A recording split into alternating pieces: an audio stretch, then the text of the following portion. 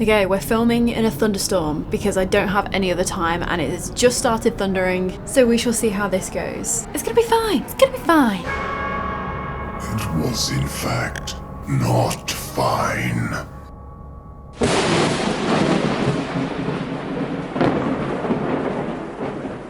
On the 10th of March 1890, the community of Port Talbot in Wales was shaken to their core when news broke that a huge explosion at the nearby coal mine Morfa Colliery had happened and that there were still men and boys trapped down there. The tragic disaster resulted in the deaths of 87 miners, but it's thought that the death toll would have been higher if it weren't for some supernatural goings-on. In the week or so leading up to the explosion, some of the miners had heard strange noises down tunnels that they knew were empty, and others had even seen ghostly apparitions that they couldn't explain. Call it superstition, but many miners had reasoned that this paranormal activity was a bad omen for tragedy, and so maybe that's why 200 out of the 450 that were scheduled to work the morning of the disaster chose that particular day to stay at home. But what really went on in the days leading up to the disaster? Were the miners really seeing things down underground, or was it just a tragic coincidence? And if there really was something otherworldly, what was it?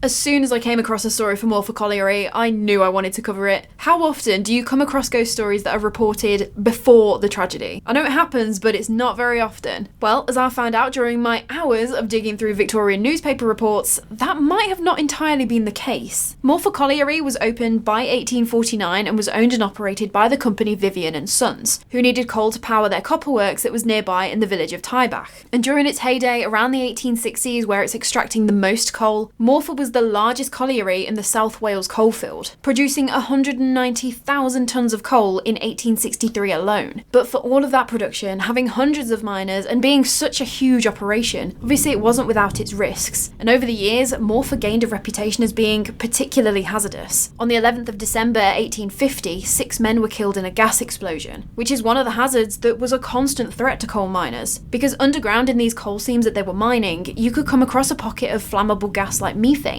that has no smell, you can't see it, and then all it took was a naked flame, a spark from mining equipment, anything, to ignite it and cause an explosion that could kill you and your workmates. Almost 8 years later, on the 26th of November 1858, another 4 were killed in the same way in a gas explosion. With this incident, it looks like it might have been down to one of the 4 miners who were killed, because one of them had a safety lamp on them. And these safety lamps, they were designed so obviously the miners could see what they were doing, but this was before the time of electricity, so that meant the light had to come from a flame. So the lamp was enclosed in a metal gauze that could stop the heat from the flame escaping and igniting any methane in the air. But these safety lamps, they were also equipped with a lock, which meant that you couldn't just open the lamp and have the naked flame exposed. And the key to that lock was kept in an underground lamp room, so no miners would be tempted to just strike up a naked flame to relight their lamp down any one of the tunnels and risk igniting any gas. But in this case, in 1858, when they found the bodies, they saw that the top of this miner's safety light had been taken off. My god, that terrified me. Whew. Oh, this is the perfect, but also the worst time to be telling ghost stories. You can probably hear my heart on the camera right now. Ugh, I've got to stop the recording. Hang on. I'm back again. I really hope you can't hear that house alarm that is now going off because the power went out. But if you can, just try and drown it out. I don't know. But in this case, in 1858, when they found the bodies, they saw that the top of this miner's safety light had been taken off. And in his pocket, he had a little homemade key to fit the lock. This was obviously a huge no-no. If you needed to relight your lamp, you need to go and walk to the underground lamp room, where you can feel reasonably safe enough to use a naked flame to relight your lamp. But by having this DIY key on him, he'd be able to save himself a trip, which in this instance meant that him and 3 other miners died. In 1863, the worst disaster so far struck when an explosion killed 40 miners, and then another explosion on the 14th of February 1870 took the lives of another 29 when some blasting powder that they were using accidentally ignited. And so even just up to that point, almost 80 men and boys had lost their lives down in this pit. So it's unsurprising that Morfa Colliery earned the nickname the Pit of Ghosts, because a lot of the miners, they were convinced that something paranormal was going on. Miners of that time, they tended to be quite superstitious, which is understandable considering how dangerous their line of work was. So if anything gave them goosebumps, anything at all that could be construed as a bad omen, a lot of them were going to heed that warning. And apparently these bad omens started appearing more frequently just before the disasters. It was recorded that a lot of miners were aware of increased activity before the 1863 disaster, but then again in early March 1890. Flickering lights were seen down at the bottom of dark tunnels and were nicknamed corpse candles. They knew that no one was down those parts of the tunnels. There was no explanation for those lights. The sounds of screams and cries for help were heard echoing down underground, accompanied by sounds of falling earth. Obviously, if you hear all of that, you'd reasonably assume that there was a collapse somewhere, but there never was. Some miners reported a strange smell, which they said wasn't completely unpleasant, but just out of place. It was the perfume-like smell of roses. Strangely enough, not too dissimilar to the smell of a room where a loved one who had passed away would be laid out, surrounded by wreaths and funeral flowers and whatnot. And I don't know about you, I don't recall from my chemistry lessons any gas that would be found down in a coal mine smelling in particular of roses. I know some sulfur compounds in very low concentrations can have a smell that isn't that acrid rotting egg smell, but it's not specifically roses, so clearly identified by multiple miners like that. Rats were also said to swarm out of the mine as if they sensed something that the miners couldn't, and the weird sounds like thunder being heard from like thunder being heard.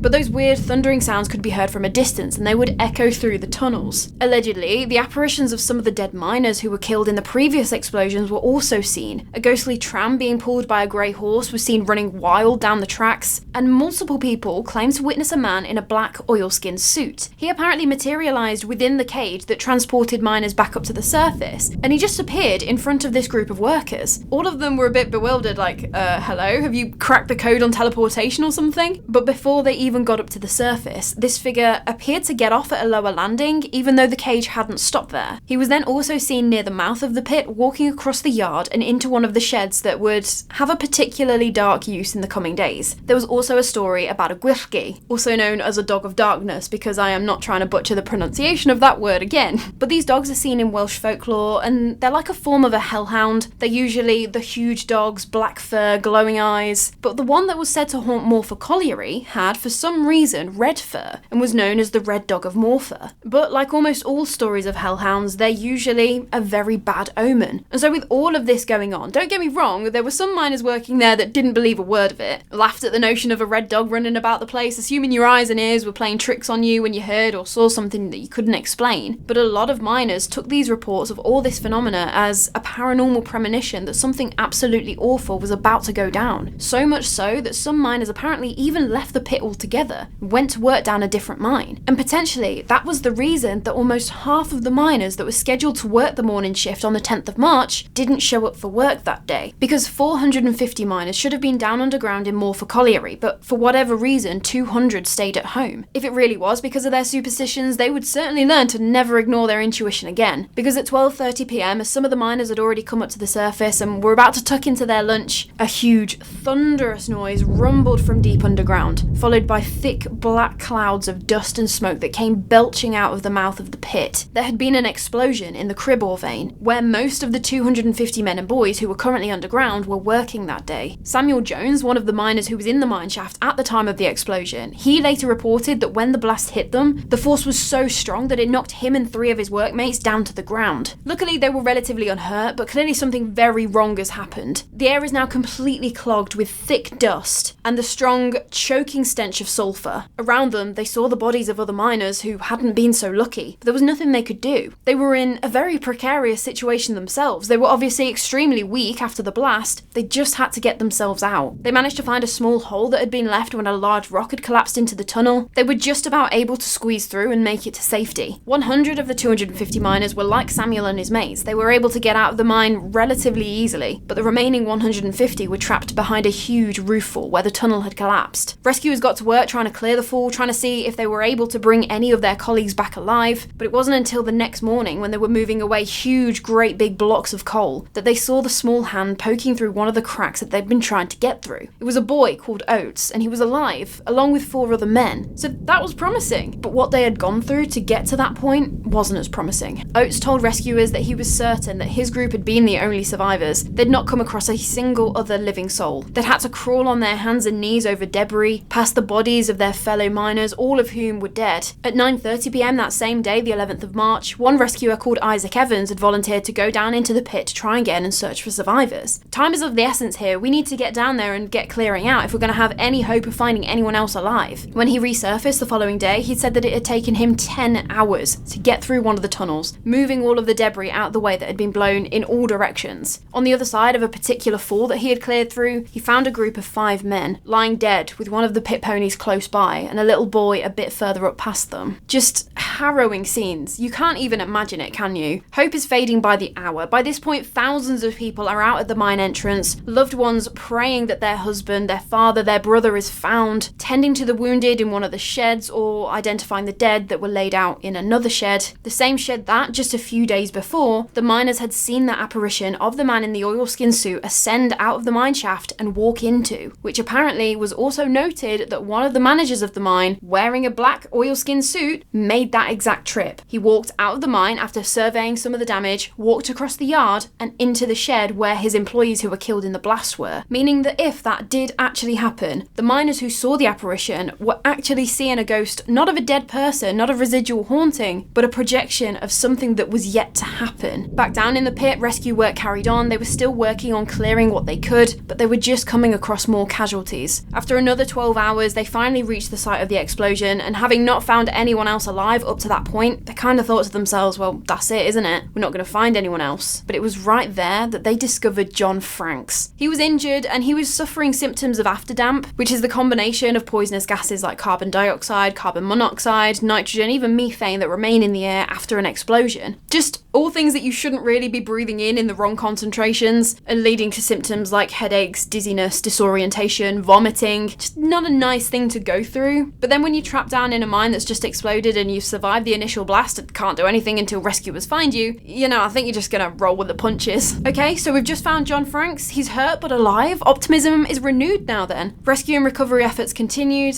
until the next day, because on the 12th of March, a fire broke out in the mine. You've just taken an extremely dangerous situation into unimaginable heights of danger. Now not only have you got to work through all of the collapsed parts of the mine looking for the bodies of your mates, but now you've got smoke, more poisonous gas, and just a heck of a lot more tension. A group of rescuers got cut off from the rest of the party. One by one, they eventually found their way out, but one man, Brownsell, he fell unconscious from the fire smoke and the afterdamp, and he died not too long after being found and brought back up to the surface. The bodies of the miners that could be reached were being recovered and brought back up, where family members were growing increasingly desperate. What would be worse, seeing your loved one being brought out of the mine on one of those stretchers, knowing that he lost his life in the explosion, or peering down at the body of this poor, unfortunate soul who paid the ultimate price simply because he showed up for work on that Monday morning and not recognising him? And so once again you're left in limbo, not knowing whether your loved one is dead or alive down there until the next stretcher comes up. Just unimaginable torture. Apparently some men were in such bad shape that doctors ordered for their coffins to be screwed down at once. And by Thursday the 13th of March, officials put the death toll at 87. There were some sources online that said it was actually 89 that died in the disaster at Morfa Colliery, and I don't know if that 87 includes Brownsell, the rescuer who lost his life. But either way, that is an awful lot of life lost. Rescue efforts continued though. There were still 43 men unaccounted for, as well as between 18 to 20 horses that could still be alive, as they were thought to be trapped in a stable about 800 metres from the entrance. But a week after the explosion, the mine caught fire again. A couple of the miners volunteered to go back down, just see if we can get any of the horses out, but Mr. Vivian, the owner of the mine, he'd had enough. He'd already lost a lot of employees. The loss of life was already too great. He didn't want to lose any more, so he said no. And with this new fire raging, there was nothing else they could do but to flood the mine and accept the fact that those 43 men and up to 20 pit ponies were lost. An inquest held in April found that the explosion had been due to shot firing, which is where you drill into the wall, put the explosive and detonate it to break up the coal. Standard practice in coal mining, everything was being done by the book, and it was just a really unfortunate accident that it hit a pocket of gas and went up. After the disaster, the mine was still in use, and in the weeks, months and even years afterwards, they were still recovering bodies. In 1894, 4 years after the explosion, they came across the remains of Evan Ely, who they were only able to identify by the tobacco tin in his pocket which had his name on it. And it wasn't just the possibility of coming across the remains of a fellow miner that kept the men on edge down there, because after the Morfa Colliery disaster, the hauntings did apparently appear to continue. It had scaled down. It wasn't as bad as in the weeks before the 10th of March 1890, but enough to to be noticeable. Apparently, strange groaning sounds could be heard in the tunnels where they knew that no one was down there, and it was written that something had been seen down at the bottom of the Cribble vein, which had obviously been the site of the explosion in 1890. We don't know what specifically was seen, but it was significant enough that it was recorded at the time. The years go by, and the miners at Morfa Colliery are still experiencing weird things down that mine. In December 1895, there were two miners who were just hanging out, sitting at the side of the road, and it was getting a bit dark, when all of a sudden, an ear-piercing shriek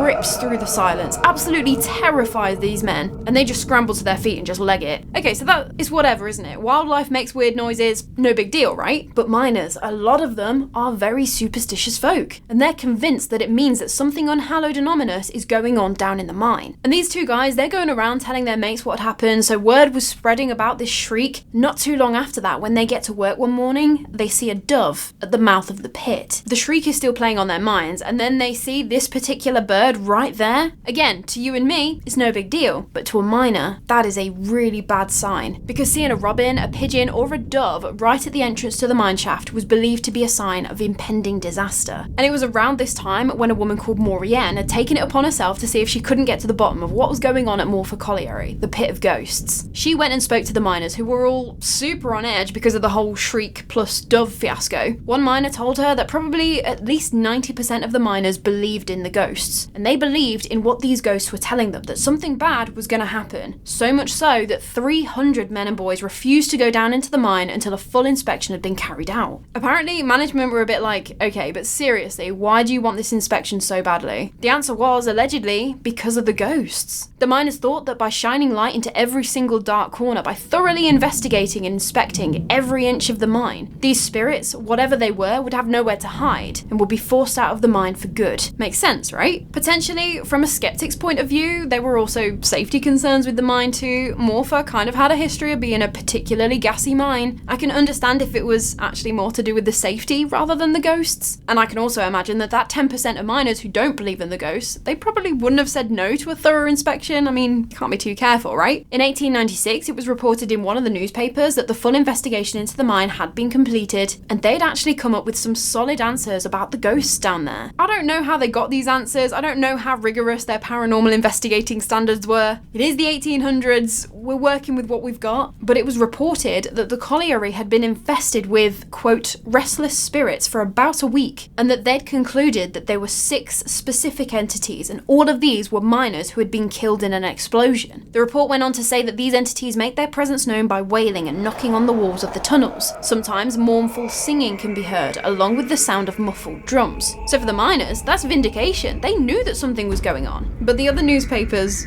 were less than sympathetic with their reporting. They didn't believe a word of it, complete and utter hogwash. One writer for the Evening Standard newspaper went so far as to say that the mines, they're too modern to be haunted. They're not old enough. A haunted colliery is as ridiculous as a haunted railway station. Not enough history there. One newspaper called the claims of ghosts absurd, and even speculated that those ghostly groans and other strange noises weren't anything to do with the paranormal, but instead they were because the colliery was so close to the sea. And I do actually think that some parts of the tunnels did have problems with flooding from the sea, so these noises were just caused by waves crashing on days when the tide was particularly rough. Which, I mean, I can kind of see where they're coming from, but you don't really need to call the miners' beliefs absurd. It's a bit mean. A lot of the men were obviously less than pleased about the coverage that the press were giving to the ghosts of Morfa Colliery, with one guy saying that maybe you should stick to talking about above ground matters because you clearly don't have a single clue about being down underground. And also that, quite rightly so, it is a lot different reading about a ghost story in the newspaper in the cold light of day compared to actually being there, underground, in the dark, in the place where lives have been lost, and you hear something strange or even see the apparition of a dead miner. Those two things, they're just not even two sides of the same coin. That's a different currency altogether. But it's got to be said, you can see how deeply ingrained these beliefs and superstitions are in these miners. By extension of that, you can see how that potentially could have influenced the reports of paranormal activity down in Morfa Colliery, both before and after the horrific disaster. It was very dangerous work, regardless of all your own personal safety precautions. You're going to be trying to do everything in your power to keep you safe. If that means avoiding work on a day where a dove is seen because generations of miners have told you that doves are a premonition for tragedy, or that you need to get out when you hear disembodied groaning or even see the apparition of the red dog of Morfa, because you know that they only appear to you to warn you that something is coming. Or even you just take the day off when your wife has a bad dream about how you shouldn't go to work that day. Heeding those warnings of premonitions, of trusting your gut, you never know when that could save your life. Because let's not forget that for whatever reason, 200 miners out of 450 didn't turn up for work on the morning of the 10th of March 1890. And that if everyone had been in work as normal that day, the loss of life would have likely been far higher than it was. Thankfully, the sighting of the dove and the shrieking in 1895 wasn't a bad omen for another tragedy, and Morfa Colliery continued to operate until it was closed down in 1913. Now the mine is buried under the Tata Steelworks, along with the bodies of at least 15 men and 20 horses who were never able to be recovered after the disaster in 1890, and maybe also even the ghosts that warned the miners of the tragedy that was about to happen. Morfa Colliery, though, did it really deserve the nickname of the Pit of Ghosts? Because on the one hand, I believe yes, it absolutely did. The explosions that happened here, they would have been incredibly traumatic for everyone involved. Obviously the victims who lost their lives, the men who were hurt, even the miners who weren't hurt. That's going to psychologically impact you, knowing that it could have very well easily been you. And then even the shockwaves through the community. They're all mining families. You probably know the family of the men that were killed. Any disaster is going to shake the entire community to its core. And so I do believe that the traumatic death and the emotions surrounding that by so many people, that could lead to a mine being haunted. But on the other hand, do I think that the actual quote-unquote paranormal activity was caused by ghosts, and the miners did see actual apparitions? Potentially. But on the other hand, do I think that the actual quote-unquote paranormal activity was caused by ghosts and the miners did see actual apparitions? Potentially, but could also be explained away by natural noises, the sea, simply by just being underground and imaginations doing weird things. I think for me, the bottom line is, I'm inclined to believe that it was the miners that were haunted, rather than a haunted mine. These tragedies, they really do run deep. I grew up not too far away from a mining town. I had family members who worked down the pit. I live in a village now that's had its own mining disaster, so I can completely understand these superstitions and beliefs that miners held, and how that could lead to miners leaning more on the supernatural side of things. But please do let me know your thoughts in the comments. Was it the ghosts of dead miners warning Morfa Colliery workers of the disaster? Was it just a pure coincidence that almost half didn't turn up for work that morning? Let me know your thoughts. And if you enjoyed this story, power cut and all, please do like the video. It really helps me out. And if you fancy hearing more stories like this, maybe you want to subscribe too? I promise we don't get that many thunderstorms, so I don't get interruptions too often, apart from the cats. But anyway, that is all from me today. I cannot wait to chat with you more about the morbid, mysterious and macabre. And before I sign off, I know that someone's going to ask in the comments, and the cats and the dogs were totally fine in the thunderstorm. Mr. DSC was with them, so they were okay. But until next time, sleep safe.